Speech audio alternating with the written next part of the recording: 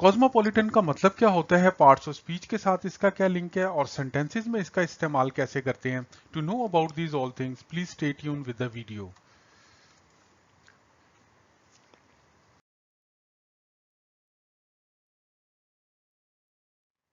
देखिए, कॉस्मोपॉलिटन का मतलब समझने से पहले आप एक बात को समझने की कोशिश करें।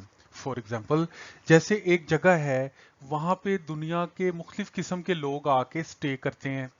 वहां पे उस जगह पे मुख्तलिफ किस्म के कल्चर आपको देखने को मिलते हैं, मुख्तलिफ किस्म की जुबान देखने को मिलती है।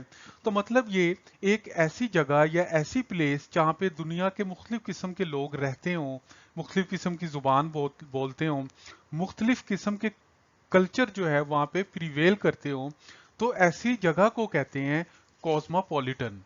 इसी तरह आप इस बात को भी समझें, ऐसा बंदा जिसको दुनिया के मुख्तलिफ कल्चर के बारे में पता हो, मुख्तलिफ जुबानें आती हों, उसने मुख्तलिफ एक्सपीरियंस किए हों ट्रेवलिंग करके या आ जाके या देख के या पढ़ के, तो ऐसे बंदे को भी कहते हैं कॉस्मोपॉलिटन।